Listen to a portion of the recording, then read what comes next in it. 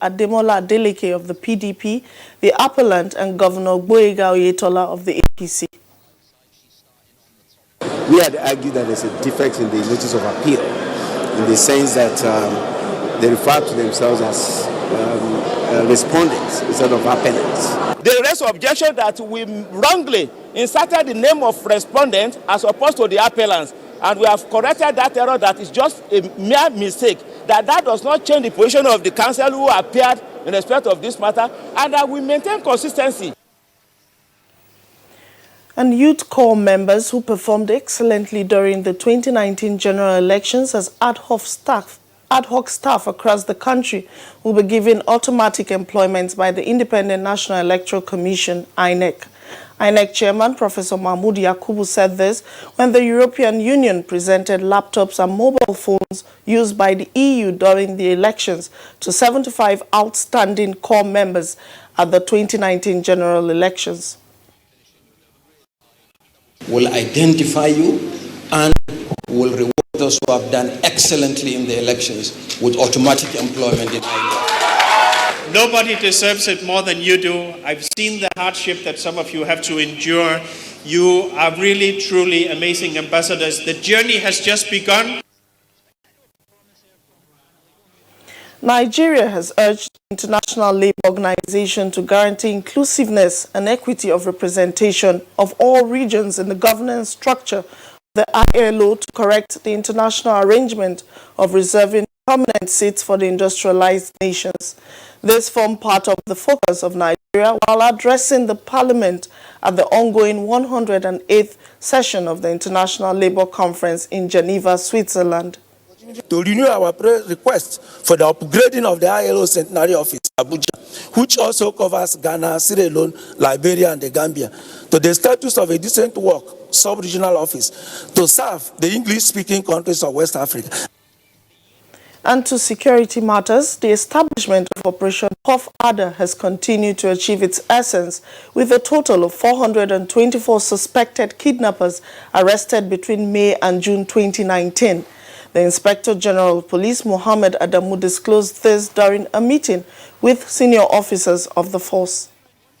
A total of 301 firearms, including the rocket launcher, AK-47 rifles, pistols, and locally made guns, were similarly recovered from criminal elements across the country, with the highest number of 80 from Katsina State. It is to be emphasized that the achievements were recorded with the cooperation of members of the public in a manner that clearly demonstrates the increasing determination of the citizens to support the police. And that's the news bit. The program continues with Claire and Kinsley after this break. Stay tuned.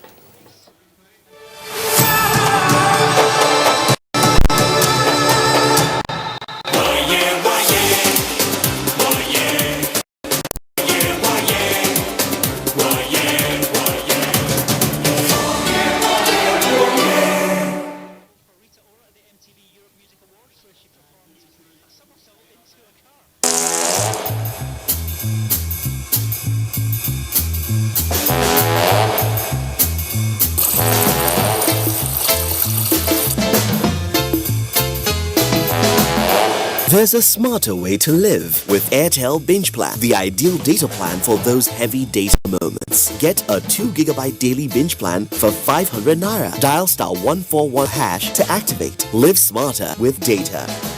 Airtel, the smartphone network. NTA Television College Jos announces admissions into 2-year diploma programs in film and television production, television engineering, and broadcast journalism. The sale of forms will commence on the 13th of May and run through 30th July 2019. Admission forms can be obtained from all marketing offices, NTA state capital stations, zonal centers, or at the office of the academic secretary, NTA Television College, Rayfield, Jos. On payment of a non-refundable fee of 7,500 500 naira in bank draft in favor of NTA TV College. Applicants can also obtain the forms through the NTA TV College portal at www.ntatvc.edu.nj. Applicants are required to possess 5 credits in GCE or SSCE in relevant areas of study in not more than 2 sittings, including English and mathematics. All properly completed forms attached with photocopies of credentials must be submitted on or before 30th July 2019. For further inquiries, please visit our website at ntatvc.com or call 0803 3144 383. NTA TV College, training you to be the best you want to be. Registrar, Announcer. Sensitivity is a short, sharp pain that people experience when they have something hot or cold, and it's that little jolt that you feel is the hot or the cold getting to the nerve of the tooth, causing that discomfort. If the sensitivity is left alone, it may get worse. Dentists recommend Sensodyne. It's able to get inside the tooth and calm the nerve of the tooth down. It has years of research behind it. It works. Relieve tooth sensitivity with Sensodyne Daily Care 40 milligrams for just 350 naira only. Enjoy the best of African football as NTA, Africa's largest television network and hotspots, Nigeria's foremost sports production and marketing company, bring you all 52 matches of the Africa Cup of Nations, Egypt 2019 live from June 21 to July 19, 2019. Yes, all 52 games will hit your screens in crystal clear digital quality. It's your guarantee of a memorable viewing experience and a wonderful effective opportunity for corporate Nigeria to reach tens of millions of Nigerians. For sponsorship and commercial support, contact Abubakar on 0803-331-0175 and Felix on 0803-308-2375. Hot Sports, masters of the game. NTA, you can't beat the reach.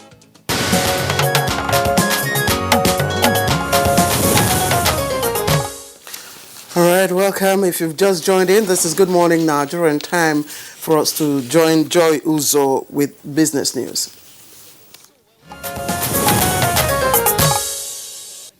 Latest data from the National Bureau of Statistics indicates that headline inflation increased by 11.4% year-on-year in May 2019, 0.03% higher than April 2019 rates. On month-on-month basis, the headline index increased by 1.11% in May 2019. This is 0.17% rate higher than the rate recorded in April 2019. Urban inflation rate increased by 11.76% year-on-year in May from 11.7% recorded in April 2019, while the rural inflation rate increased by 11.07% in May 2019 from 11.08% in April 2019. The composite food index rose by 13.79% in May 2019 compared to 13.70% in April 2019. This rise in the food index was caused by increases in prices of meat, oils and fats, bread and cereals, potatoes, yam and other tubers, fish, milk, cheese and egg, and vegetables. Here is experts' opinion on the index. Normally, any increase in inflation, especially when it is above single digits, should create cause for concern. But in the particular case of Nigeria, there are milestones already set in the Economic Recovery and Growth Plan. For 2019, I think it's targeted at 12% and above. So to that extent, when you do a comparative analysis, so it's still under the targeted milestone. I think going into quarter 3, of the year, I expect inflation to start falling again. And in other areas, the change mantra of the federal government, which is fight against corruption, tackling insecurity and inflating the economy, and major policy direction of government that has brought sanity into the business environment and has consequently increased investors' trust and confidence in the emerging business environment in the country. Experts commend these achievements, however, charging governments to speed up on power generation to make the manufacturing sector better. Unless you produce your own power. Now, if you produce your own power, the cost of that power must go into your product. And that means your product becomes less competitive. Most of our young people who have decided to go into manufacturing, as a matter of fact, would not be able to continue if there are no sufficient power in Nigeria.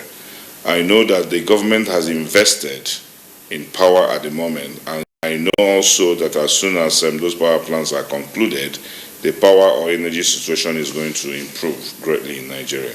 And also stocks bearish trend continues on the equity market, with the Nigerian Stock Exchange or Share Index depreciating by minus 0.37% to close at 29,936.33 basis points. Next is a graphic representation of the closing figures.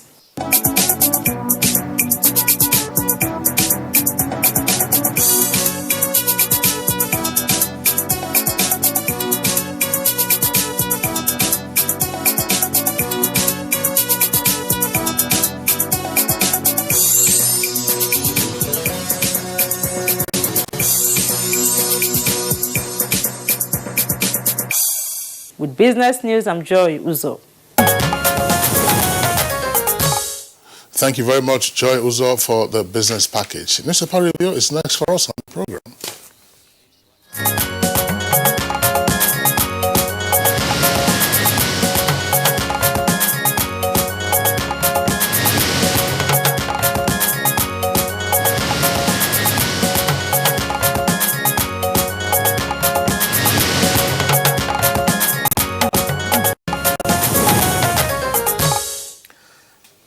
Time for us to introduce our guest reviewer. That's, of course, a newspaper reviewer, I beg your pardon, Bayo. I'm just so excited because you came in here fuming because of yesterday's match. Yes, I mean, I was flabbergasted. That was not a penalty. In the few years I have been in football commentating, there was no body contact, but the referee's decision is final and we pay the price. And that is why the god of football made sure that the kick was out. Anyway, good morning, Claire. Good morning, Kinsley. Good morning, Nigeria. That's right. But thanks a lot. I think that that penalty award, even with the VAR itself is now raising serious questions as to how match officials, particularly the central referee, will interpret what the playback is all about. The penalty, I agree with you, it was a travesty. It was no penalty at all in the first instance. And then this new rule that a goalkeeper must be on the goal line. One of the goalkeeper's foot must be on the goal line. Well, you can have one in and one out. That's you might as well ask the goalkeeper, to be out of the goal line so that the penalty taker, has the entire 24 feet before him or her, and then you fly into the net, or just award a goal instead of having a penalty. Then it becomes a real penalty. That's right. It becomes a real penalty. A sanction. Well, all this, what does it translate to? A match? No, it's not. We lost. We lost. We lost, and if we are lucky, we could qualify as a best loser. Okay, let's quickly take a look at the newspapers we have. I'll start off with the Daily Sun, and it's a big headline attributed to President Muhammadu Buhari. God will judge suicide bombers. You say there, it has a rider, 31 killed in Borno attack, unfortunately. I'm sure that all the papers here today have that story. And if you take a look at the picture story down there, you find Governor of Borno State, Governor Babagana Zulum, commiserating with a woman, of course, whose child was injured in that attack at a hospital. Okay, let's turn away from that now to other stories on the front page. Gridlock, Lagos, short mile 2, Tin Can Road 4 repairs. Sanwo-Olu meets security chiefs. Details of that on pages 11 and 41. Oshunguba, Supreme Court decides to Yetola Adeleke's fate July 5. And APC lawmakers kick over delay in inauguration of Bauchi Edo assemblies. Pages 40 and 42.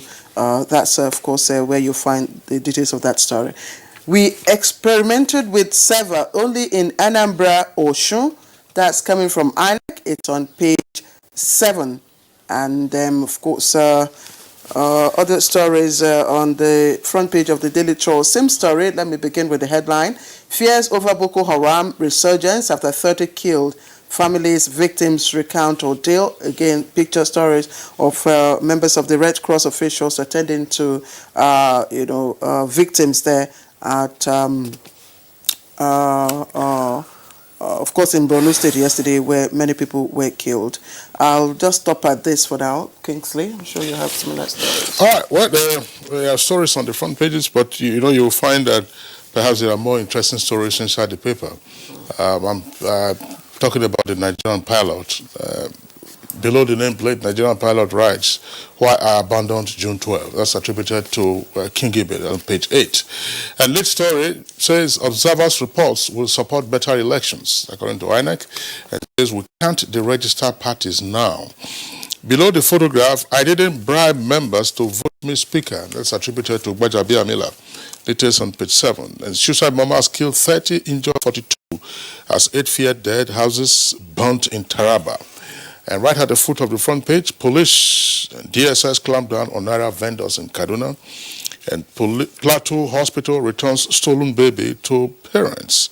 Page 9. And 9th Senate will prioritize welfare of Nigerians. And that's according to Omo Agege, that's Deputy Senate President. Details on page 9. As I said, there are more interesting stories for me inside the pages of the Nigerian pilot. I don't know whether Claire will have those stories also on our front page. There's a story that's been trending on the social media since yesterday, and it's reported right inside the paper. Well, I'm a bit clumsy getting this out now, but just hold on a second, Bayo. Maybe I'll just get the story so you can take them accordingly.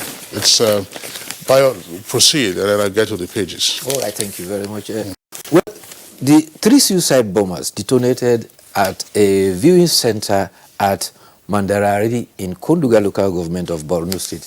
This has brought into the fore element of suicide bombing that has been checked most seriously. This time, 2 female and 1 male suicide bomber detonated their improvised explosive devices. Victims include a mobile policeman, and 30 persons were also said to have been injured.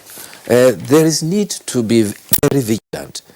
Today, African Cup of Nations is about to commence, and Nigerians that are enthusiastic at watching football will be gathering at viewing centers. And therefore, particularly in the area of the northeast and the northwest, where banditry and insurgency has been on the upsurge, there should be extra vigilance. And don't forget that the insurgents make soft targets, motor parks, and areas where people are gathered in large quantity.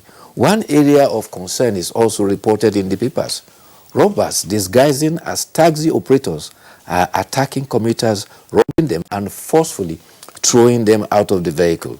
Notoriously known as One Chance, a victim boarded a vehicle at Iju Junction and was dropped at Kadu and was left with a bloody eye.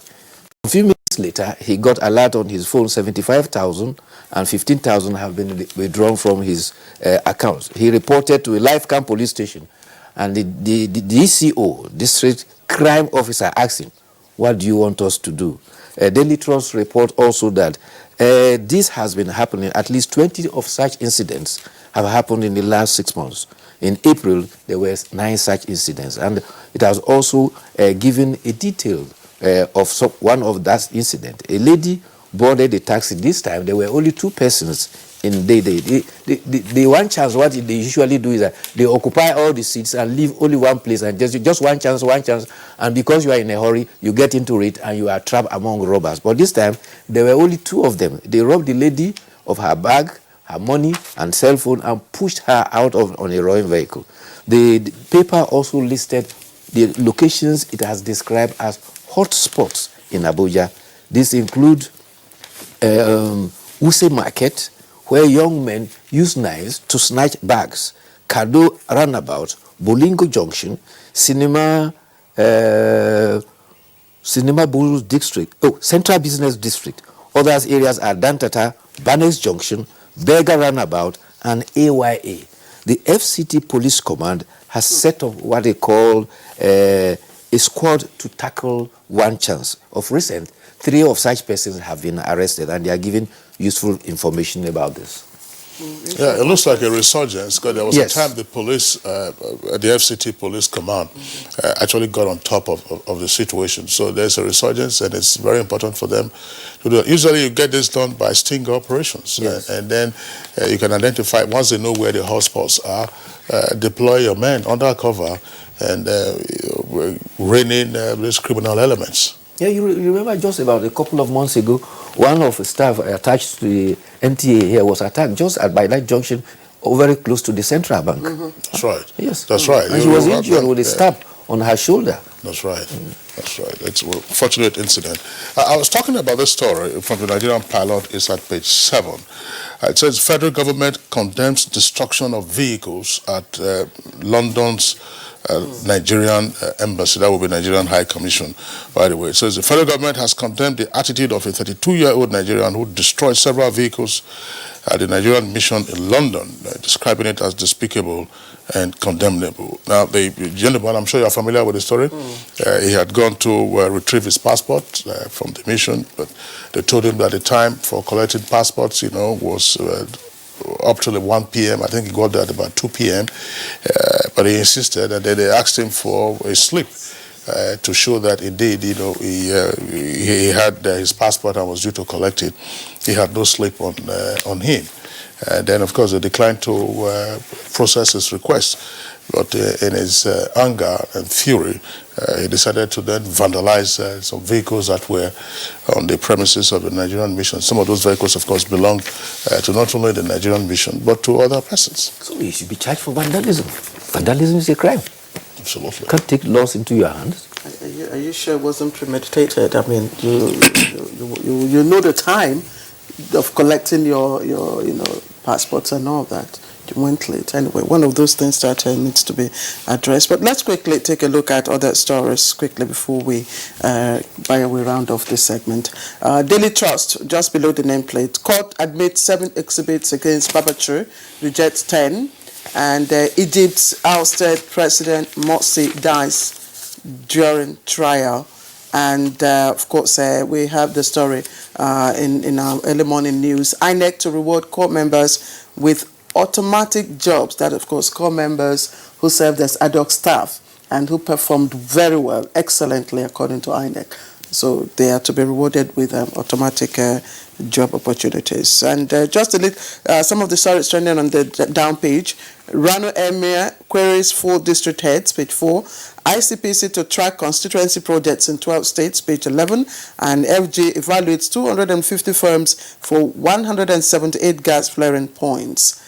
Okay, Kingsley, that's it for me. Editorial. Editorial. Bayo, let's see, you have some stories to discuss immediately. Yes, except that talking about INEC, I wanted to add that the INEC has indicated that recommendations from observer missions will help its administrative initiatives, particularly, and most of the recommendations will be applied in November 16th election in Kogi and Bayelsa State. However, it has also indicated that those orders that are beyond it, it will also follow up with those whose mandate it is to ensure that those recommendations are adhered to improve the electoral system. All right, the editorial this morning that we are taking is from the Nigerian Tribune, and it's on the Police Mobile App Initiative.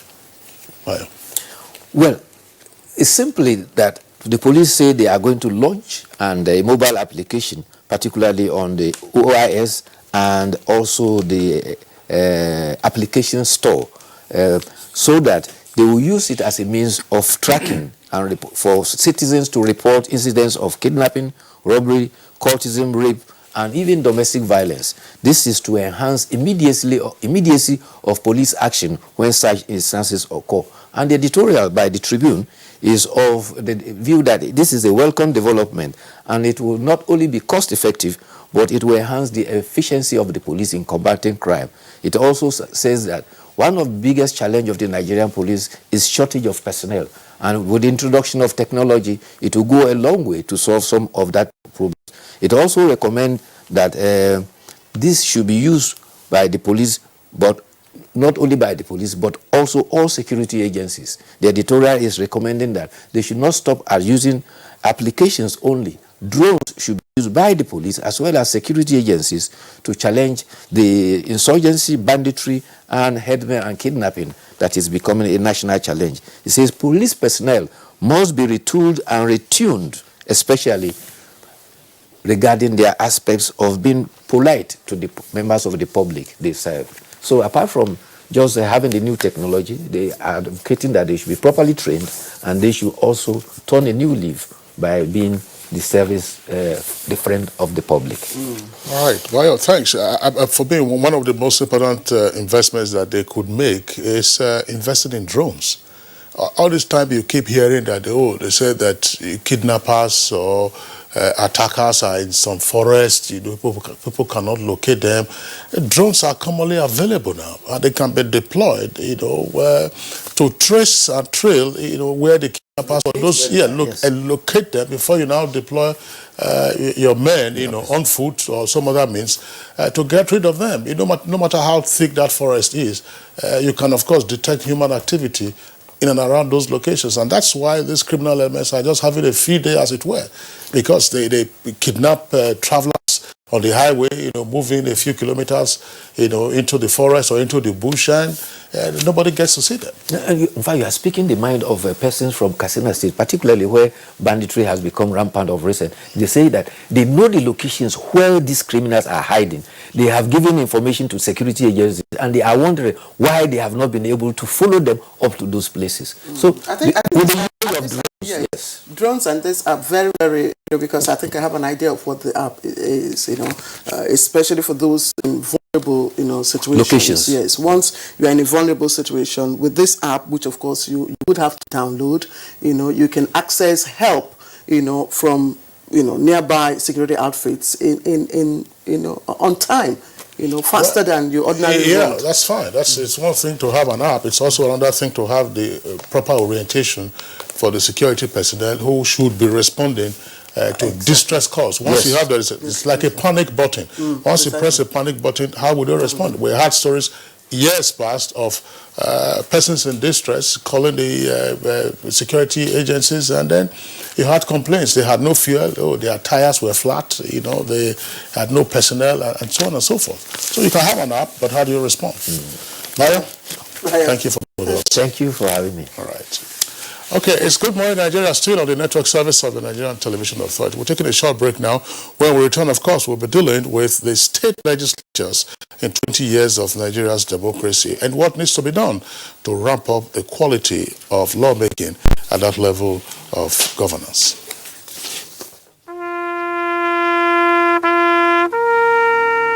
They are there at the crack of dawn. They are there busy preparing while we rise for our day. They are there silently, guarding, waiting, listening, and watching.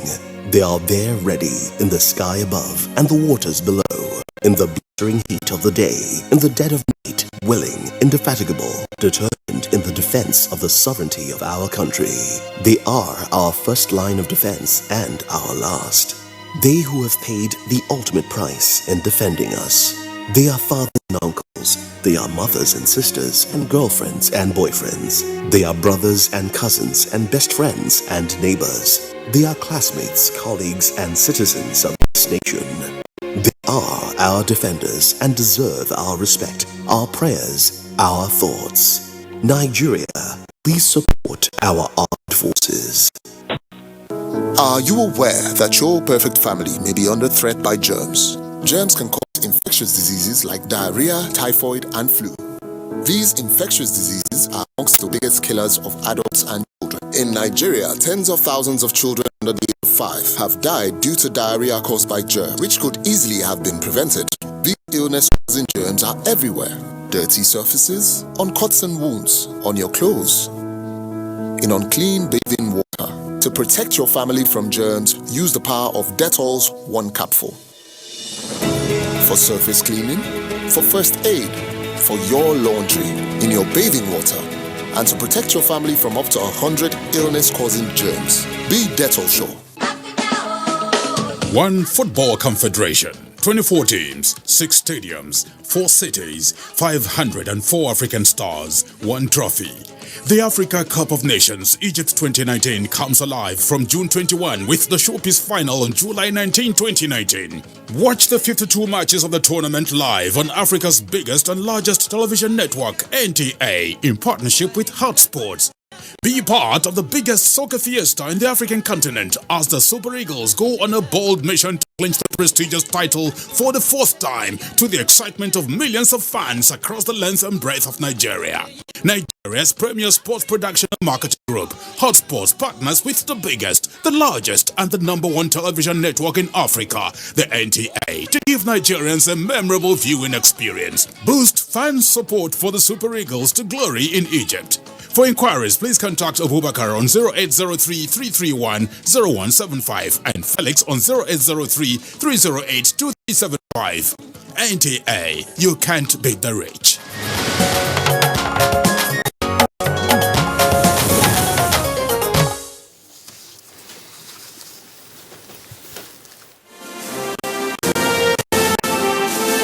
Advertising your goods and services on the right channel gives you an edge over your competitors. NTA News 24 has all the platforms for your target audience. The station is on DSTV channel 419, GoTV channel 46, StarTimes channel 101, and Free TV channel 703. With our digital format and wide range, we can reach your customers in next to no time. We are eager to promote your business, goods, and services. So, partner with us for a very rewarding business experience. For more information, please call Henry on 0803-379-0884 or visit our office at NTA Headquarters, Area 11, Garki, Abuja. NTA News 24. News and more news. All right, you're welcome back, and it's still Good Morning Nigeria, reaching you live on the network service of the Nigerian Television Authority. As we indicated, we are this morning, as part of the topics for our conversation, focusing on the performance of state legislatures in 20 years of Nigeria's uninterrupted democracy. We have with us in the studios 3 guests, as well as another guest joining us from one of our network centers. First, let's welcome Dr. Josiah Sambo Kente, who was former Speaker of Taraba State House of Assembly and is now a lecturer in the Department of Mass Communication at Nasarawa State University, Kefi. Dr. Kente, pleasure to have with us on the program. Thank you very much. Also here with us in the studios, would like to welcome Honorable Bello Alhaji Abdullahi, former Speaker, Kogi State House of Assembly. Honorable Abdullahi, pleasure to have you with us on the program. Thank you. Good morning. All right, Claire? Yes, Kingsley. We also have with us Mike Otsaha, a legal practitioner and public affairs analyst. Thank you, Mike, for joining us again, and good to see you. Good to see you again, Claire. And from our Ibadan studio, we've been joined by Professor Ehosa Osage, former Vice Chancellor, Ibadan University, Okada, Edo State. He's also a Professor of Political Science, University of Ibadan.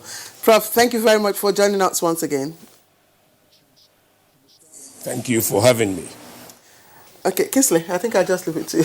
Well, yeah, I was just wondering, perhaps we'll begin on a provocative note, and that is to report back, the views and comments of observers and some participants that in 20 years of Nigeria's uninterrupted democracy, what we have seen is that at the federal level, there are 3 arms of government.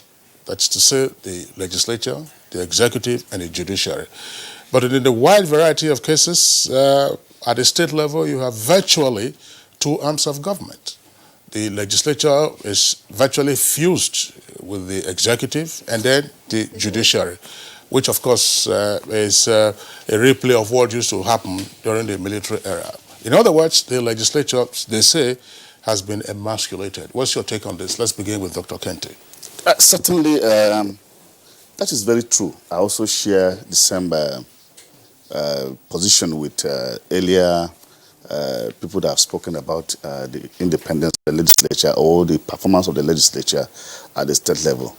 As a matter of fact, for the past 20 years, to the best of my knowledge, the legislature at the state level operated like an appendage of the executive of government, because they lack that independence to sit down and even decide, even to perform their constitutional responsibility, despite the fact that the Constitution has actually giving them the rights to operate without any interference. But unfortunately, because they lack independence, financial independence as a matter of fact, that has actually affected the level of performance of the legislature at the state level. Honorable Abdullahi? Yes, I think I quite align myself with the position of my distinguished colleague here. The last 20 years, you are even economical with the tweet when you said we have two arms of government operating at the state level. I think it's just only one arm of government. Claire, I'm sure you picked that. It said it's only one arm of government that we have at the state level. Yes, that is the executive arm of government. And that's the truth.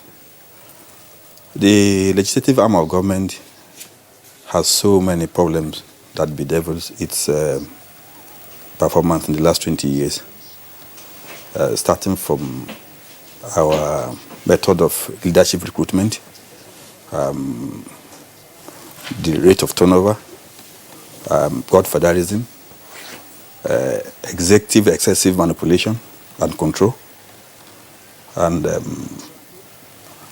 lack of funding. So many that, has constituted a great impediment towards their effective, daily performance. So if you said we have two arms of government at state level, I can say I disagree with that. It's just one arm of government, which is the executive. Okay, just before we bring in Mike here and the Prof in Ibadan, I'm very happy that both of you were former speakers, and that's why I'm going to ask again, Honourable Bello Alaji. Yes. You agree with Kingsley? Can you share a bit of your experience as a speaker? Yes, when I was the speaker in my state, it was a period of very, very turbulent, politically very turbulent period, where myself being the speaker and the entire assembly was in daily battle with the executive governor of the state then. That was Alaji Wada, Idris. It was during the time that the Supreme Court made a judgment that the 5 governors of Taraba, Sokoto, Kogi, Bayelsa also, about 5 states, that their tenure has lapsed and they should vacate office. And the 5 speakers of this state should take over as the acting governor. And in Kogi State, we have already had an election for the office of governor in waiting. But the period for assumption of office of the governor in waiting has not come when that judgment came from the Supreme Court. And then the Chief Justice of the Federation gave a directive that the Chief Judge of Kogi, Honorable Justice Nasir Rajana, should swear in the speaker in Kogi. And I was sworn in, Wada was sworn in as the governor. So the 2 of us were governor in Kogi the same day. And, it was tough. And, me being the speaker, I was invited to be sworn as acting governor of Kogi, even after Wada has been sworn in as the governor of Kogi. And I'm a student of the Constitution. And I always pitch my tent with constitutionalism, that the Constitution must prevail.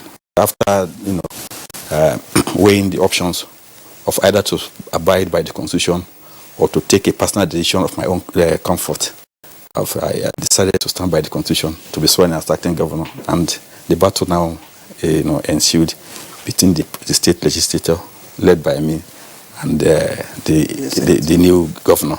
So the governor had to run to Abuja to meet the presidency then.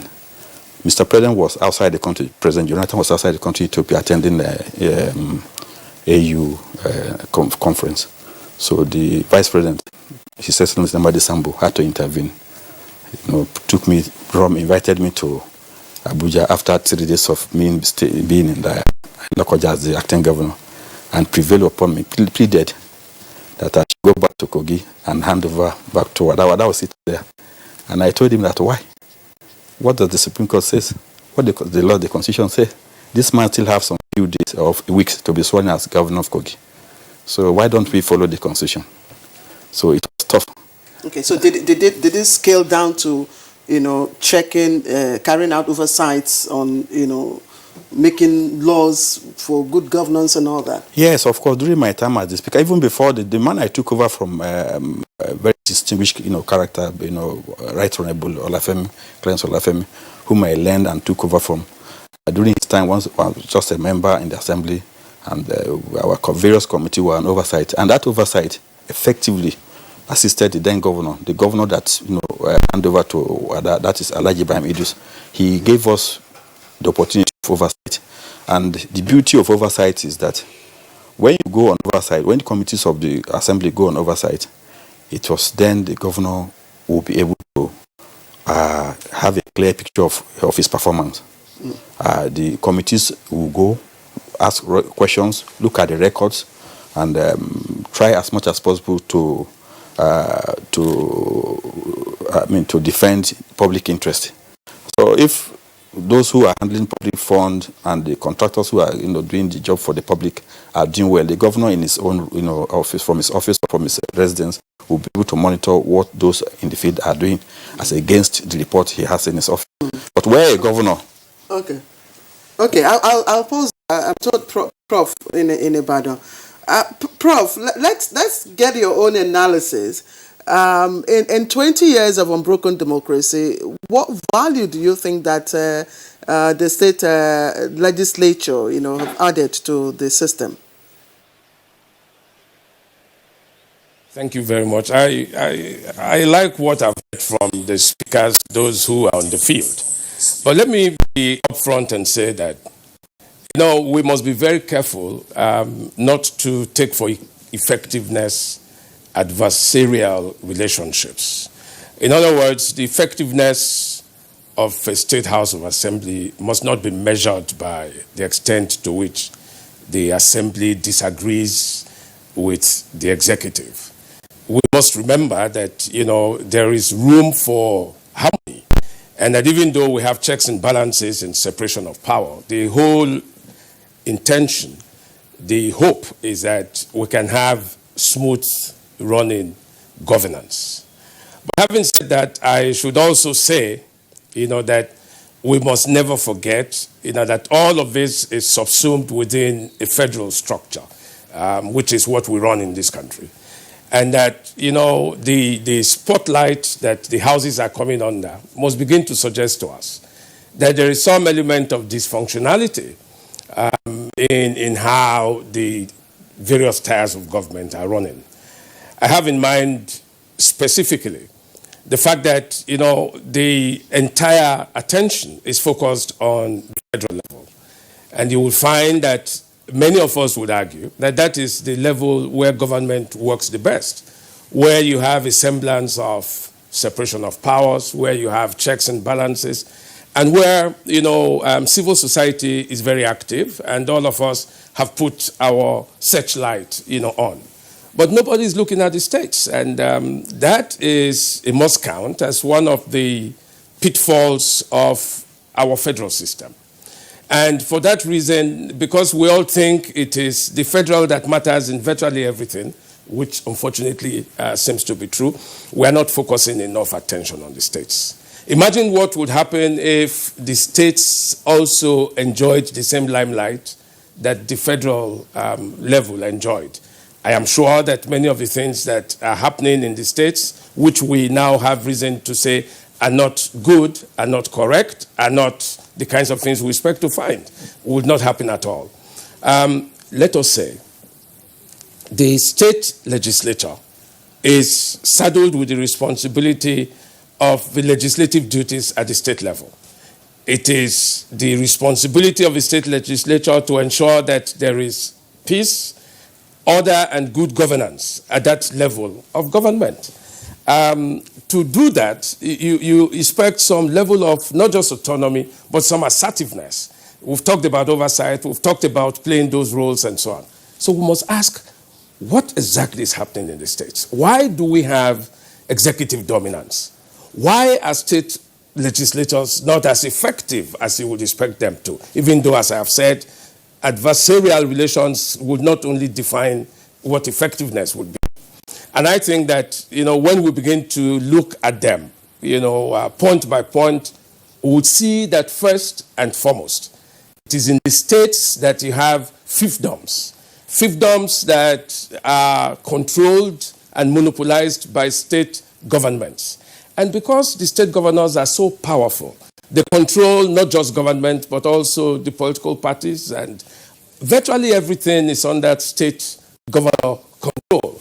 And for that reason, you find that the legislators are at best an appendage, of the executive, and that is the tragedy.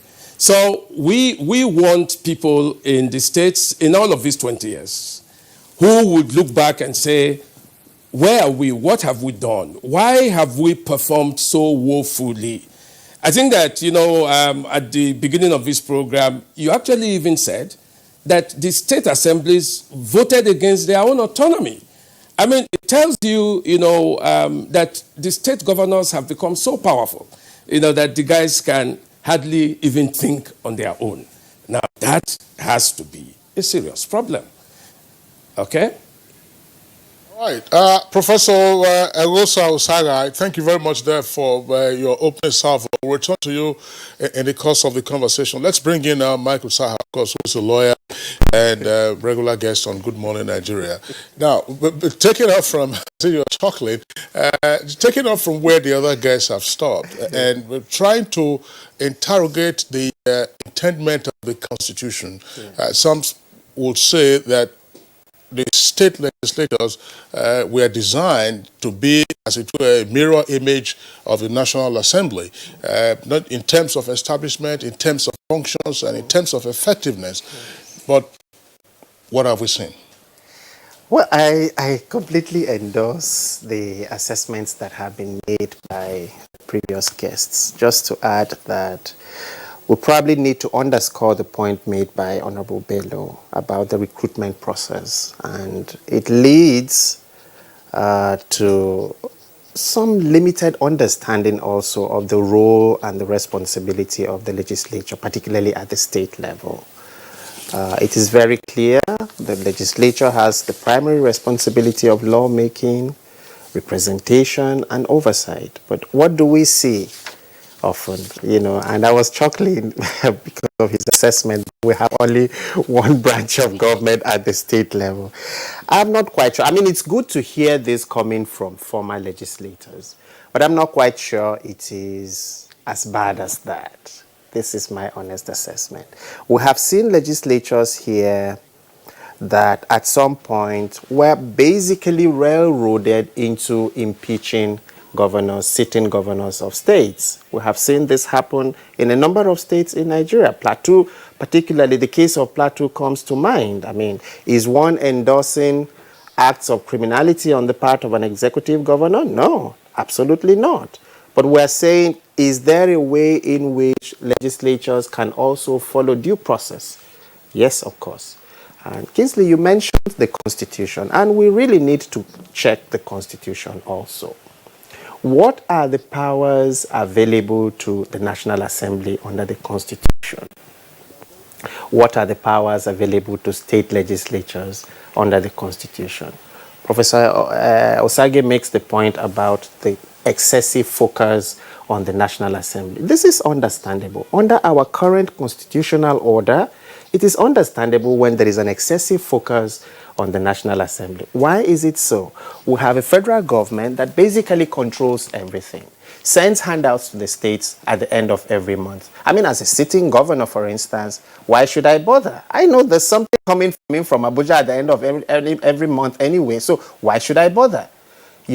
So that check, that rigor that you would like to see exerted by the state assemblies on the executive or the two other branches of government is more often than not there at all. And I mean, yeah, I am happy that we're in the process of entrenching some level of independence for the two other branches of government. And I think if there's anything that I individually, as an individual, feel very excited about the last 4 years, it is the fact that we are beginning to see the need, and not just the need, but we're taking practical steps towards ensuring that the two branches of government have the required independence. But fundamentally, we need to also, this is a political party, we need to improve the recruitment process of those who are members of state legislatures, just like we're doing with other branches of government. I think with that, there might be some improvement in the delivery in the responsibilities of these state assemblies. I'm just wondering, Claire, just before you come in, and to remind our viewers that as part of our focus on 20 years of democracy, we have also discussed the role of deputy governors. And we had 2 former deputy governors, and listening to their experience, as deputy governors and the experiences of their colleagues, in a sense, there was some humiliation that they endured as deputy governors, which is another challenge that we have seen. Perhaps, Claire, I would like, Dr. Kente to give us his own experience as speaker. I mean, was it just a titular thing, or it was effective? Precisely. Well, so much has been said about the performance of the state legislature for the past 20 years.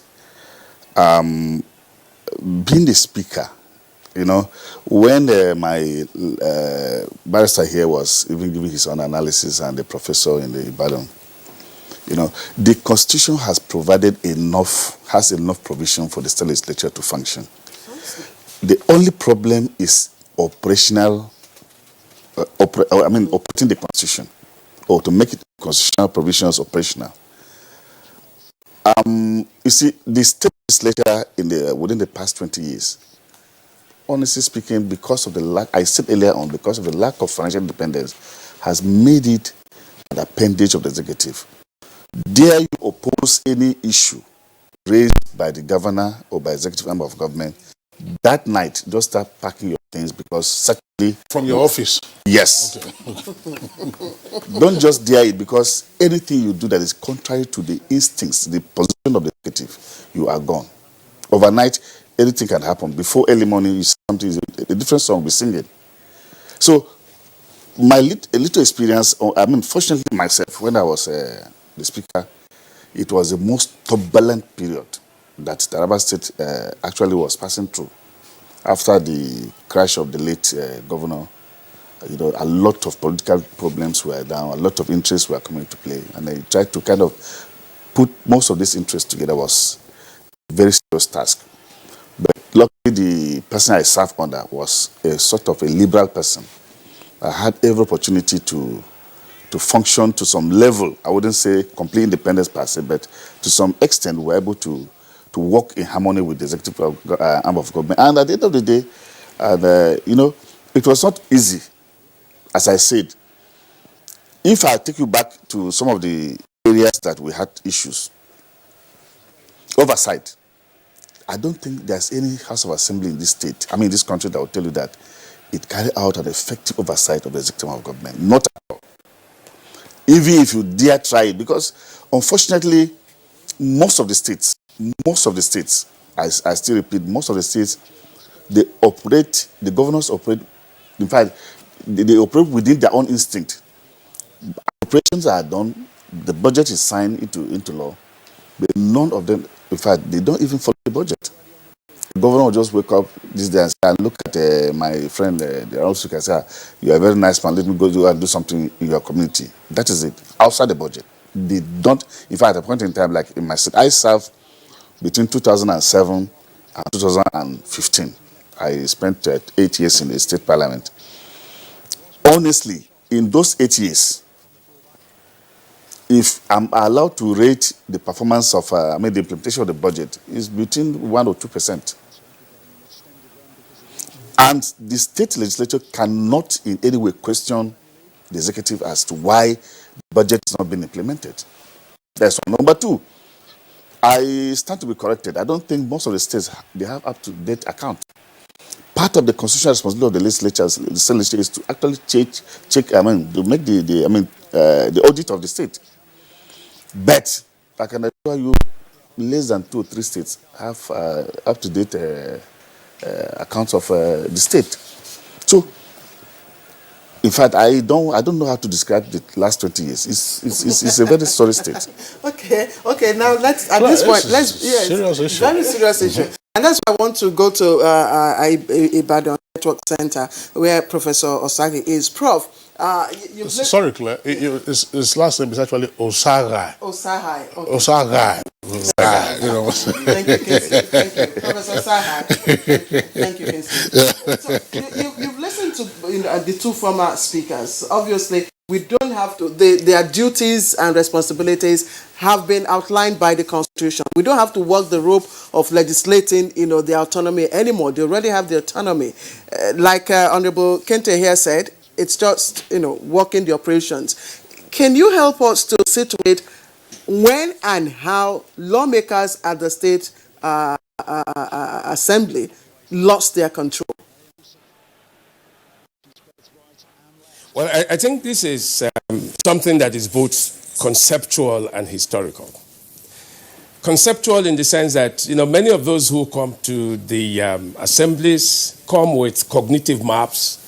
They come with, their own mindsets about what expectations there would be of the roles of legislators and legislatures, at the state level. And this is where I think, we do seem to have a problem. They already accept, that they are subordinate to the governor. And, the forms of loyalty, those kinds of proclamations that you hear even before assemblies are inaugurated, those things are problematic. At some point, they say it's for party discipline purposes, but at other times, you see that, they just have accepted that there's such a position. How did we come to this? Historically, we've had this terrain of struggle at the state level especially. You will recall that in the Second Republic and in the other experiments that we had that were half democratic before 1999, we had tussles between legislative assemblies and state governors, and many of them led to the initiation of impeachment processes. And that was the height of the frustrations that people faced at the state level, not able to control or check and balance governors that were like emperors, and so they had to resort to threats of impeachment. Now, it must count as one of the strong points about our democratic practice since 1999 that we've had fewer and fewer cases of such impeachment threats. I must mean that our legislatures are probably beginning to search for other ways of getting around this problem. Now, but this is what I think. I think I agree first with all those who say our recruitment process has to be looked at, but we don't have any control over that. I think that, the political parties themselves must come first to an understanding that if you are not effective in the states, you cannot be effective at the federal level. What the barrister said is only partially true. It is true that, the federal government controls everything. The exclusive list that you have in the Constitution summarizes it all. But still, there are concurrent issues, there are major issues, and if you think of it, the greatest terrains of operation for governance in Nigeria remain the states. How do we say this? Nearly 54% of public expenditure on public goods belong to the states. All the security issues, the major infrastructural deficits, all of those problems exist in the states. Now, I think that the legislature in the state has to sit up to its responsibility.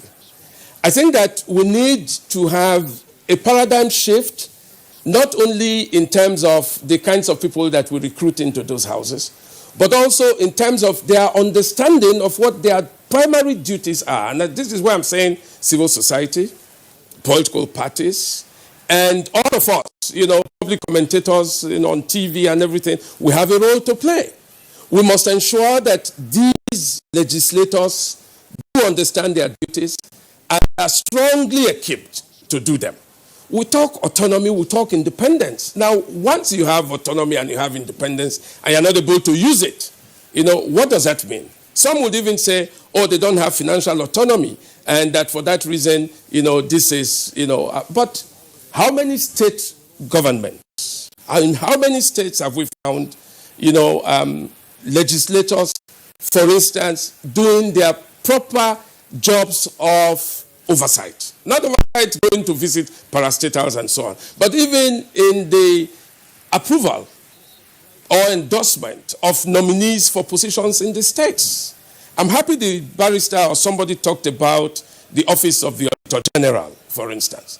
The Constitution is very clear that, it is the legislature that, more or less has greater power over the office of the Auditor General. But what do we find? What do we see? What of the powers of the state legislatures over public funds that belong to the states? What oversights, have been, performed in this respect? I think that, and this is the good thing. There are a few state governments where we have effective legislative business. We must be able to identify those states where legislatures are working, because as I said, you don't count legislative effectiveness only in terms of the extent to which they are able to disagree or defeat, the executive. It must be the extent to which they are able to ensure that there is effective governance, and most of all, that accountability counts. Accountability is the big issue. I think that the beginning point for accountability has to be our legislative assemblies. We must hold our governors to account, and that begins with, the legislative assemblies. I think that's where we should begin to place our focus on. I would like Honorable Bello Alaji to also respond here. Yes, because you have been, you've had hands-on on that level. So could you tell us, he ticked off recruitment process and understanding of the responsibilities of lawmaking. But for you, what is the major fault line? Yes, I thank the distinguished professor from Ibadan Center. You see, when I spoke about the issue of recruitment process, let me simplify it. The judicial arm of government in this country, to be called to the bench, you need to be trained up to university level, law school, declared as proper and fit, and have a minimum of 10 years practice to qualify to be called to the bench as a judge, who is then effectively form the judicial arm of governance. In the legislative arm of government, it is not so, or in the executive arm of government, it's not so. The Constitution just provided that SAT or its equivalent, and that is where things went wrong in this country. What it means is that if I happen to be an O-level attempt and I got elected as a member of the State Assembly where I served, and this distinguished professor, who is renowned professor of political science, and is equally elected for his own constituency by his own people, and we found ourselves in the same hall as a legislators, we become mates instantly. O-level failure or O-level attempt with a professor, they now become honorable members of the assembly. The level of understanding of the professor, from my own understanding, will be different. And many of the legislators who are not that well informed in terms of training are more in number than those that has experience.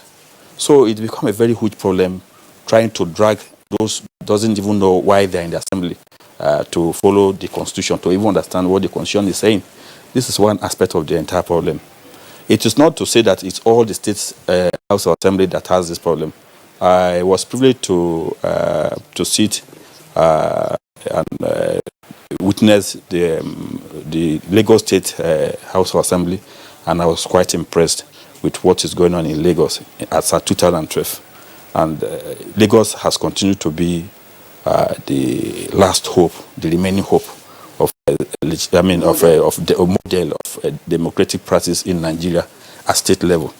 When you talk of the issue of their judiciary reforms, when you talk of their legislative performance and even the executive arm of government, it is not so in other states. So these are quite part of the problem that we have. We need to address this issue of recruitment process. as long as we lower the standard of point of entry into the legislative and the executive arm of government in this country, we will continue to have these issues of problem being discussed or witnessed. But the question is it that the governors who are elected, some of them are not trained? They are trained. These governors are trained. Currently, we have governors that are senior lawyers, in which in their state they don't operate the constitution. They don't allow the constitution to operate.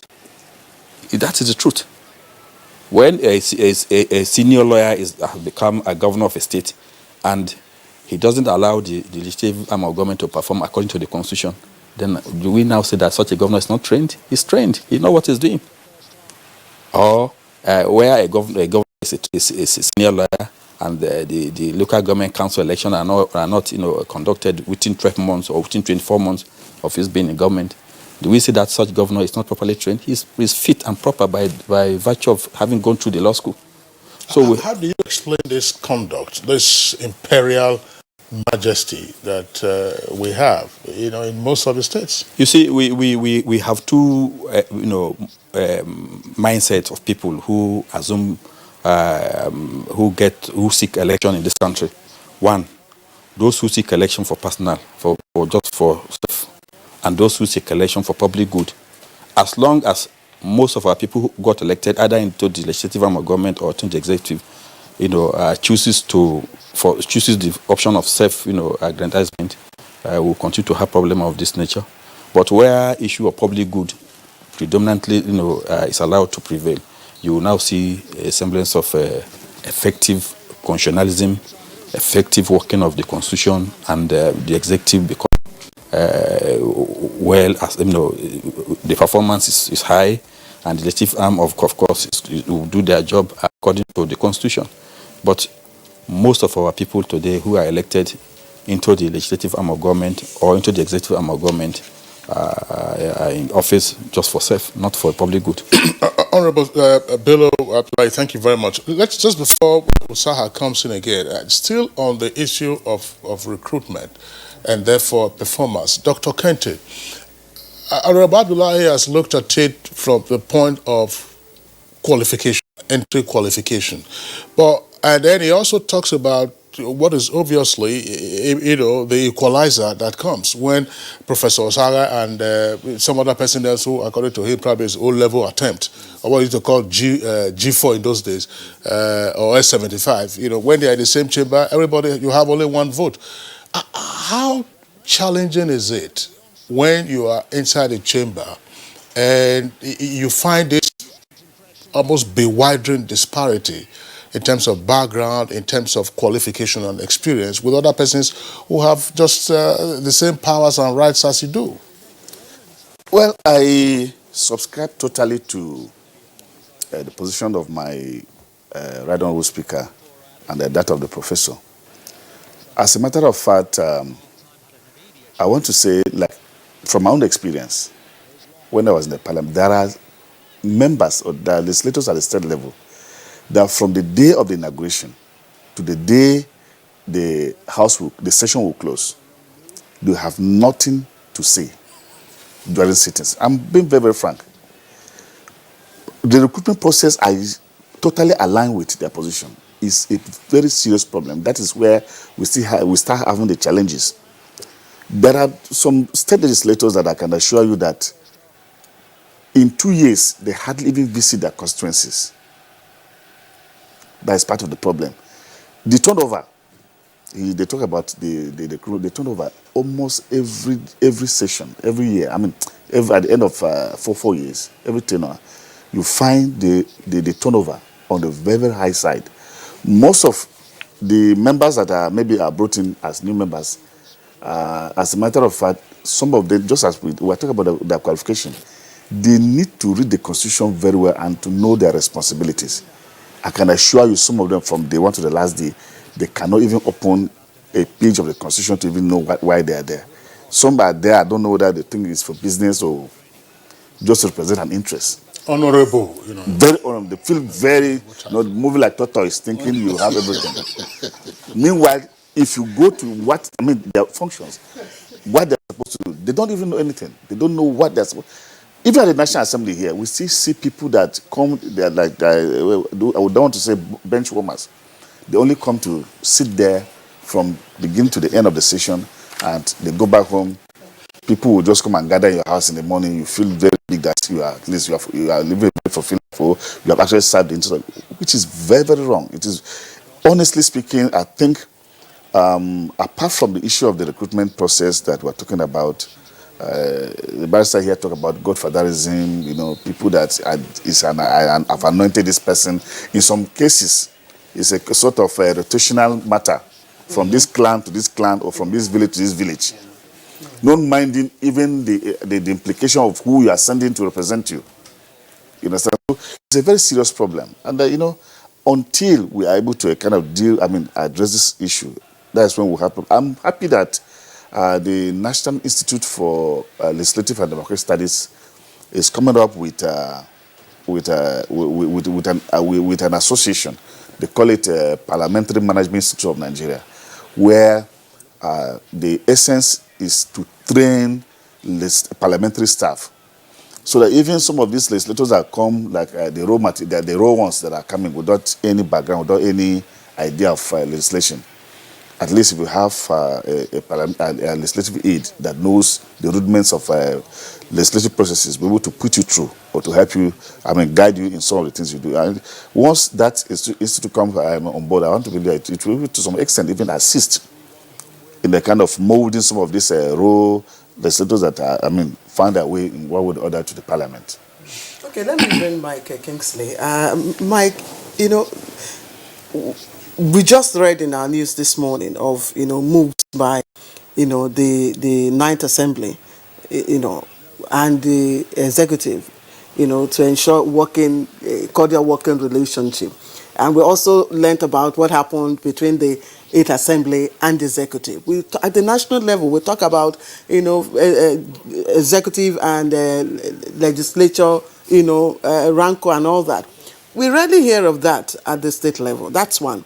And then, secondly, you also hear about bills, you know, private bills, other bills at the National Assembly.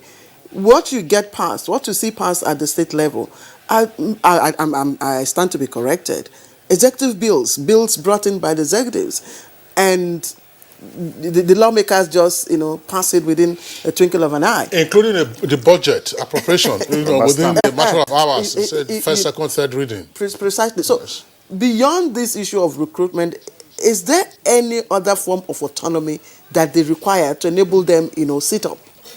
We're in the process of getting autonomy for the two branches of government. I mean, the process has been operationalized, I would say. But beyond that, Honorable Kente mentions the role that aides can play. But complementary to that, we must also speak about institutions that are necessary within the legislature as an institution. Take, for instance, a budget office. Do you have, even within the National Assembly, do you have a budget office for the National Assembly that helps members of the National Assembly understand what the budget is? It's a complex document, Claire. And it's not one... The 8th Assembly already established that. Okay. Yes, at the National Assembly. Okay, great. That, yes. But do you have at the state level? I doubt. So when Honorable Bello talks about a school SAT holder and you place before him a bulky budget document and you expect him to understand and probably hold members of the executive to account, it becomes an issue. So we need institutions that will help members of the legislature make sense of some of the bills or some of the issues that come before them. The next one is about appointments. You find a governor places before the State Assembly a list of 13 persons that are supposed to be appointed commissioners. You find very funny Mickey Mouse questions that are asked the nominees and all of that.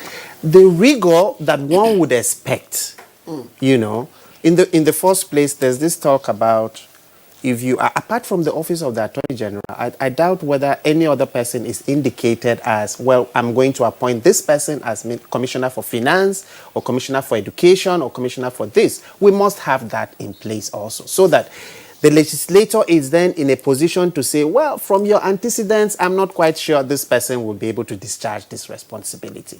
You appoint a lawyer, for instance, as a Commissioner for Education, or you appoint a classroom teacher as Commissioner for Agriculture. What do you expect?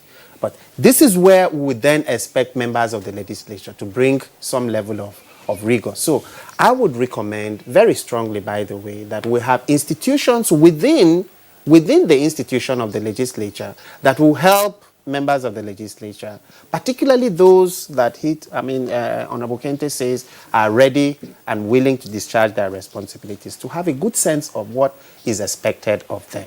There are some complex issues that will require the assistance of experts, and you must have these experts at the disposal of members of the legislature. All right, Mike, thanks a lot. Let's return to Professor Osaga at our Ibadan Network Center. Professor Osaga, there are at least two issues on the table, but I still would like us to return to recruitment process in a sense, and also the role of the political parties, because in all of this, political parties, of course, are the main framework or the platform for getting into offices, whether as governor or whether as a lawmaker. What can the parties on their own do, bearing in mind the dismal performance that we have seen at the subnational level?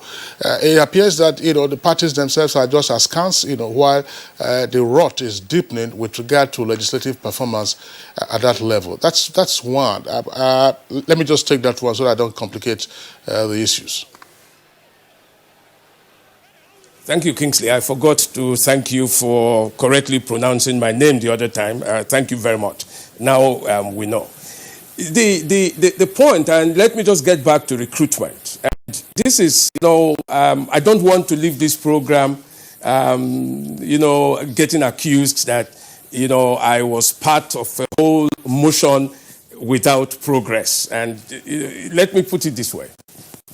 In this country, there are many things that we do that become very limiting in the possibilities and opportunities that are available to us. Look at recruitment. We say qualifications are the things that are essential, forgetting that the whole essence of the legislature is representation. Now, we're talking about the very limited arena of executive-legislative relations. But yet, the core of the responsibilities of any legislative assembly is representation. Now, this is where and what we should address. Only a short while ago, somebody talked about constituencies and visits and so on. The Constitution provides, for instance, that we should have qualifications for those who would be elected. But these are only to be seen as necessary but not sufficient conditions. And that's the point about it. So the Constitution also goes ahead to authorize state assemblies to carry on the business of legislation in the languages that they may choose. Languages that, are widely spoken in the states. And I'm just wondering if any state assembly has availed itself of this opportunity. We have to be careful not to suggest that legislative business is only about people that have gone to university, only about people who are professors and lawyers and so on. We have farmers, and they constitute the vast majority of people in those constituencies. We have market women. We have taxi drivers. We have all of these people. They haven't said they are abdicating their rights to representation. And I think it would be very wicked of us as people who do analysis to pretend that we can exclude such major portions of our people from the governance process. So in terms of recruitment, it is good to have people who are qualified, but that is only a necessary but not a sufficient condition. I like to see very equitable representation. I like to see that people are given voice in these assemblies, and I like to see that assemblies increase the capacities for such comprehension by ensuring that we also introduce local languages. Let me come to the political parties, the question that you asked me directly. The first thing is that the political parties themselves have to federalize. You cannot have a political party that operates in a federal system and is itself not sensitive to the imperatives of federal structure. I mean, Until the parties recognize that, we're not going to move far. And let me tell you why that is a problem. Everyone concentrates at the federal level because that's where the national chairman, the national executive, that's where the party, is located. Therefore, they leave the states to the governors. Now, this is a problem. Now, I don't know, the intricate, relationships that do exist, but one can almost suspect from a conspiratorial basis or premise that many of those who are in the states seem to have given, everything to the governor. I don't see that state chairmen of parties are as strong as they should be, or certainly not as strong as they are at the central level. I don't see that, constituency leaders have those kinds of powers. So I think the parties need to go back, to refederalize. They need to have a resuscitation of federal thinking, because this is very primary to the thing. They must recognize that the building blocks of good governance, of infrastructural development, of all the things that we calculate as dividends of democracy, actually begin in the states and the localities. And therefore we need to strengthen the party structures in these places. I think, that if we do that, we have very capable people, at the state level, at the local level, that can go to the state assemblies and perform very well. We will be making a mistake if we think that those people can only come from within the ranks of those of us that have gone to school, and those of us that are able to speak English, or those of us that, even if we have a good understanding of the Constitution, look for manipulative ways of getting around problems. We must understand, most of all, that from all that we have said, there is a limit to what you can do with the human character, the human attribute, whether it's altruistic or not. We need strong institutions. We need institutions that can correct even bad behaviors and bad attitudes. We need institutions that work. And I think, it's not putting the cart before the horse. Hopefully we'll get there. It's only 20 years. We are growing and we are deepening and we are even maybe consolidating. In the future, hopefully, and that's the question you posed to me, I'm hoping that we would have people who are discerning, who recognize that our salvation does not lie in the goodness of man or in the goodness of any woman. Our salvation lies in the effectiveness of our institutions. Okay.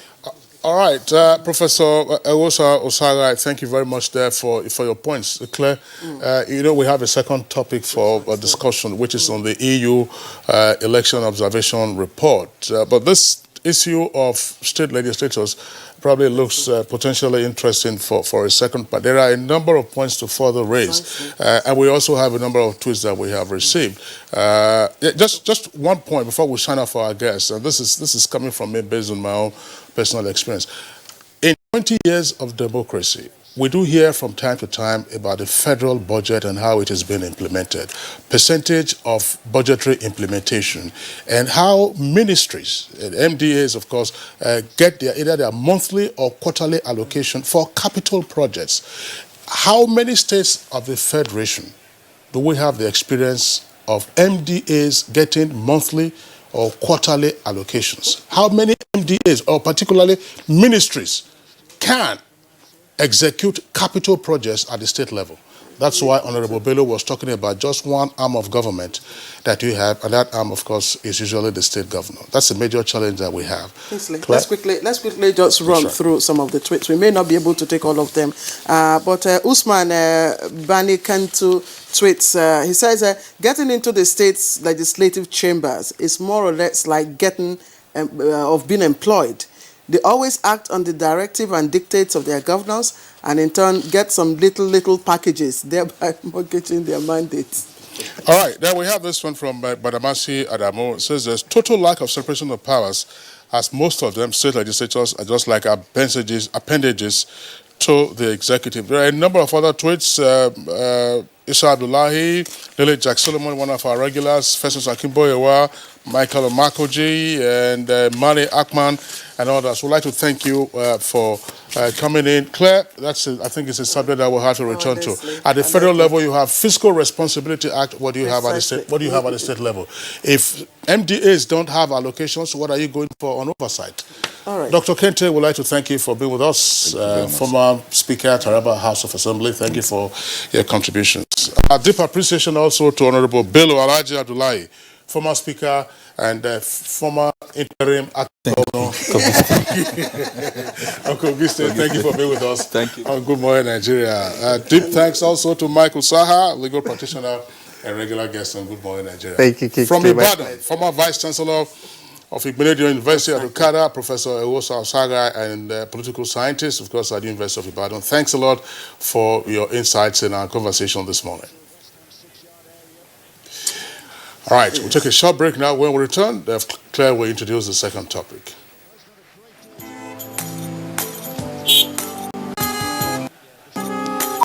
Move now! The red light won't kill you! Move now! Should they disobey traffic law, they cause accidents. Me, I don't talk, say, I no go dey do am again. Because change begins with me. Cross the other side of the road. I will no longer endanger my life crossing the express. Instead, I will use the bridge because change begins with me. Oga driver, stop this bus now, won't come down. I be one carry me past where they go. Make I dey stop anyhow for road, they cause traffic wahala and accidents. So I go dey stop for the right bus stop because change begins with me. Change begins with me. This message is brought to you by the National Orientation Agency in conjunction with the Federal Ministry of Information and Culture. One Football Confederation, 24 teams, stadiums, 4 cities, 504 African stars, 1 trophy. The Africa Cup of Nations Egypt 2019 comes alive from June 21 with the showpiece final on July 19, 2019. Watch the 52 matches of the tournament live on Africa's biggest and largest television network, NTA, in partnership with Hot Sports. Be part of the biggest soccer fiesta in the African continent as the Super Eagles go on a bold mission to clinch the prestigious title for the 4th time to the excitement of millions of fans across the length and breadth of Nigeria. For inquiries, please contact Abubakar on 0803-331-0175 and Felix on 0803-308-2375. NTA, you can't beat the rich.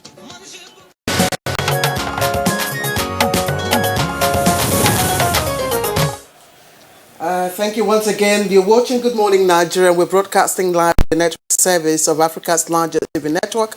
That's the NTA. Now, a few days ago, the European Union Election Observation Mission released its final report of the 2019 general elections. Of course, they're calling for improvement and, of course, making its own recommendations in subsequent exercises. But just before we bring in our guest here in the studio, let's take a listen to this background report on the report by our correspondent Timothy Yusuf.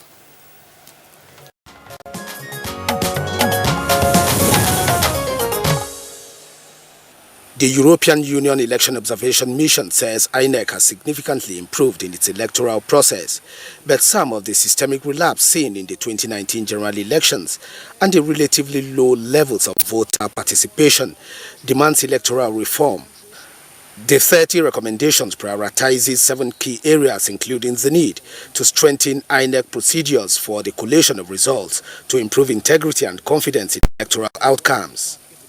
The Interagency Consultative Committee on Election Security, chaired by INEC, included all of the responsibility security agency. It was not sufficiently effective. It didn't involve stakeholders, nor did it provide necessary information. We recommend that in the future it works more transparently and inclusively by holding regular consultation with political parties and civil society. There are aspects of the report that we think are vague, and are not definitive enough.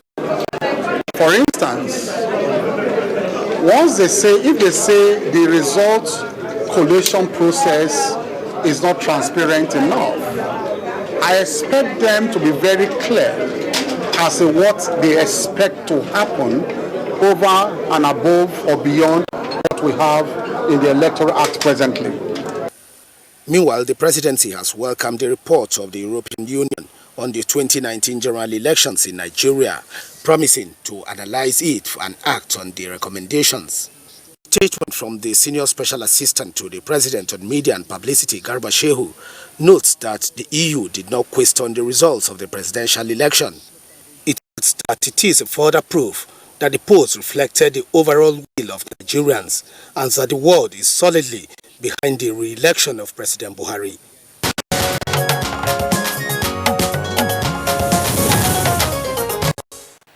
All right, and about Deputy Chief Observer, EU Election Observation Mission joins us in the studio. Thank you very much for joining us. And just quickly, is this report an outright condemnation of the system? No, that's not what we say in the report.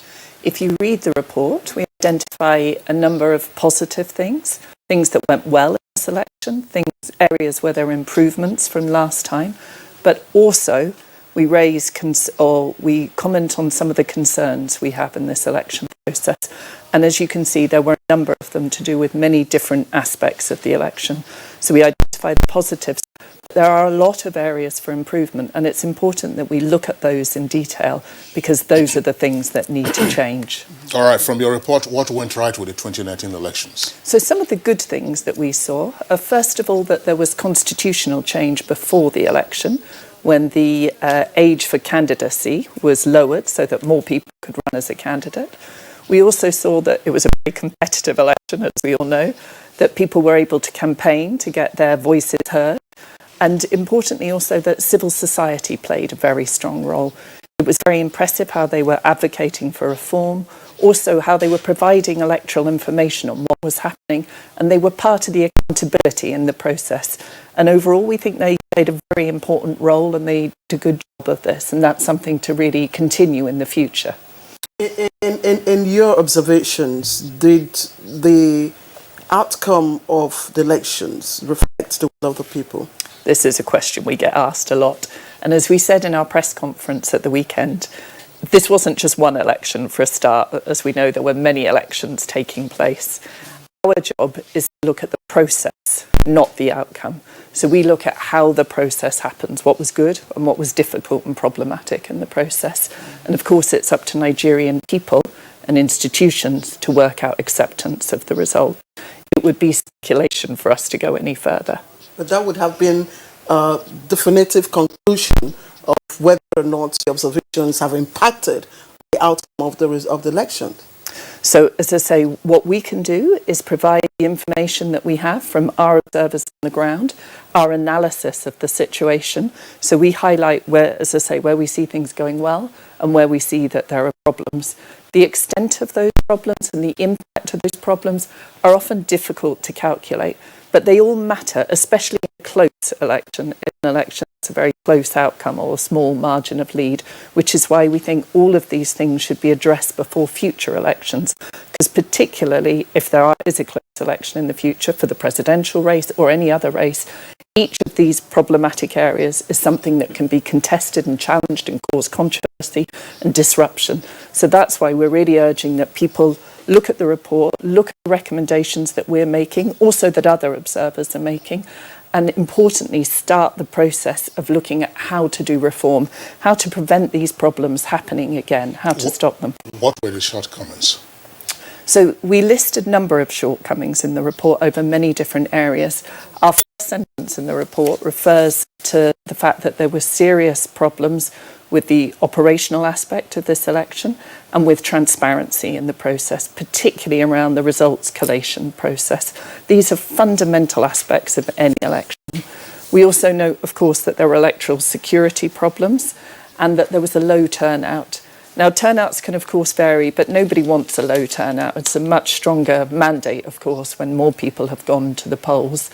So this sums up some of the main areas of concern that we have, but there are a number of others listed. For example, the position the media was in for covering the election, with some harassment of journalists and media outlets. Also, the way that some of the state media favoured incumbents, federal or at state level, favouring governors. Also, civil society at times being obstructed in their work. So putting these things together, plus a number of other elements involved in any election, such as campaign finance, for example, really shows that there's a need for fundamental reform. The way forward, we think, is for some sort of national debate and national dialogue on these matters, on all these different elements. An election isn't just about the ballots in the box on election day. It's about all the different components that build up to that and happen afterwards. There were reactions to part of your report with regard to the transparency and collation of results. What is it that your report has in those areas? So what we saw was that there needed to be more robust procedures around the collation of results. So how the results from different polling units are added up and put together to give the total. There needs to be really strong procedures for that, so it's very clear what information is coming from where and people can see it add up. So that was one critical thing. Another critical area is having more transparency in that, so that it's really obvious where the total numbers have come from and people can cross-check. They can go back and look at the polling unit results easily and see how those add up to the total. So for us, we've made in total 30 recommendations. 7 of those are what we call priority ones, and 2 of those relate to the collation process, where we think there needs to be, as I say, more robust procedures and greater transparency requirements. Okay, now from the details we got from your report, you deployed about 90, 70, 20 observers in that area to monitor or observe the elections. Elections conducted in over 120,000 polling units. We understand. And in terms of to be objective, to have an objective report, would you say you had an extensive coverage of the elections? So Nigeria is a big country with so many people in polling units. We're never going to be in all of them. And we really look to citizen observation, to Nigerian groups, to have a much bigger coverage around the country. That's not the strength that we have. We have smaller numbers, but our numbers were distributed around the country. So we saw a sample. It's not fully representative, but it helps us understand the systemic issues. So it's through those observations, as I say, spread around the country, that we could see where things were going well and where there needs to be improvement. But as I say, we also look to the citizen observers here in Nigeria for that more comprehensive coverage. What did you find with regard to campaign finance, and what are your recommendations thereon? So with campaign finance, this has been an enduring issue here in Nigeria, I would say. And what we saw is that there are some gaps in the legal framework, particularly in regards to consistency of limits for how much can be spent by parties and candidates, and also a lack of reporting requirements, again, having them consistently from parties and candidates, and then having that information checked and made public, so having enforcement of these. So again, what we think needs to happen is a review of the legislation so that it's tighter, it's more, there aren't the gaps, and to have much more transparency about it so citizens can see what money is going in where and how it's being spent. So it's clearly one of the areas that we think needs addressing. All right, just before we introduce our guest here, Abdurrahman Abu Hamisu, I'd just like to quickly ask you about the issue about women representation, because it's been a long debate. As we speak, women are in the process of trying to get that. What's your recommendation? This is something we're very passionate about, and it's one of our priority recommendations. I think, like many of us here, it's a real shame that Nigeria, such a powerful, important country on the continent, has the lowest level of women in parliament of any country in Africa. And this election again saw a decline, again, including after the last election, to an even lower rate of women in parliament. That's not good for democracy, of course. So what we've recommended is, and again, this is a priority recommendation, is that there be a legislative requirement for parties to have a minimum proportion of women running as Deliberate candidates. legislative report. Yes, in the past we haven't made a recommendation for a legislative requirement, but we, as I say, instead of seeing a positive change happen, actually the number of women running and being elected has declined. So that's why, again, we think there needs to be national debate around it. But in our opinion, the strongest way to achieve this is to make it a legislative requirement for parties. All right. Thank you very much, Hannah Roberts. We'll return to you presently. But let's bring in now Dr. Abdul Rahman Abu Hamisu, of course, a regular guest on Good Morning Nigeria, a researcher and public affairs analyst. Dr. Hamisu, the report of the EU Election Observation Mission has been in the public domain for a few days now, and you have also with us here the Deputy Chief who's spoken to aspects of it. In your opinion, what's playing out? Does the report, mirror what we observed? You were one of our analysts in the course of the elections. I don't think there is anything fundamentally wrong with the report. What is wrong is the clever manipulation of the result to support the opposing sides that are in court. So it's the politicization of the report. Instead of looking at the report and then acting on the report, groups are beginning to exploit it to support their own positions, which is not good for the report, it's not good for the process, it's not good for the country. I think I've worked with EU system, and I know what usually play out during observation. Just a total sample that is taken, and then you have observers deployed. And one of the things they look at critically is the process. And how does the process impact the outcome? But for obvious political reasons, nobody was going to talk about the outcome, so that it shouldn't look as if they are taking side because of neutrality that is demanded of them. Now, the system is always the focus. What are those things that are okay, those things that are maintained in terms of best practices? What are those improvements that have been witnessed? What are the likely challenges that may impact future elections? What are the mechanisms that are supposed to be set in motion to really address those challenges so that next cycle of elections will not repeat the same obvious mistakes? Now, one of the things that have been happening in this country is the legislature will not attempt to amend the Electoral Act until at the eve of the election. So the critical changes that needed to be made will be politicized.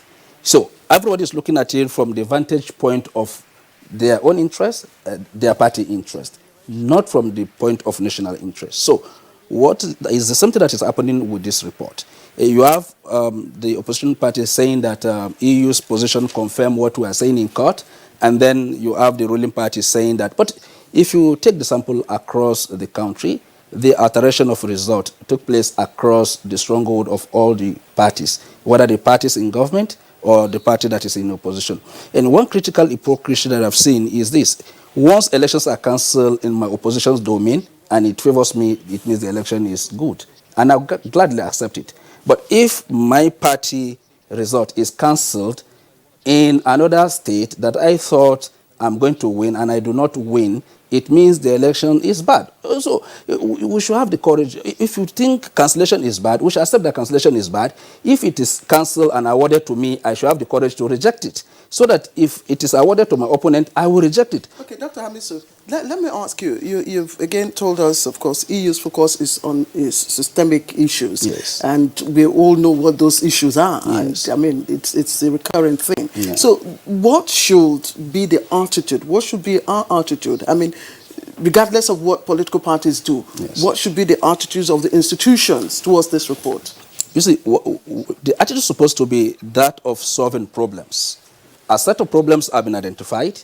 How do we work together as a people, as a party, as a nation, collectively to better the process so that whatever outcome that is coming from this particular process is acceptable to all parties? You know, like the introduction of the card reader did not even start in 2015. It started way before 2015.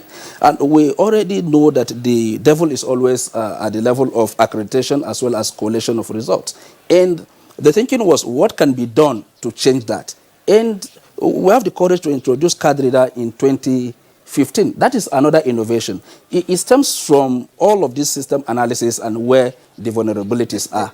The EU made some recommendations, yes, pre-election, how to deal with pre-election matters. Yes. And I also like to speak with the issue of women representation, because yes, it said it's a priority recommendation. Yes. You see, we, even in the studio, Kisley, we bear witness to the fact that we did highlight those issues. For instance, at the eve of the election, you have a court judgment that is mandating INEC to include a party on the ballot at the eve of the election, say 24 hours to the election.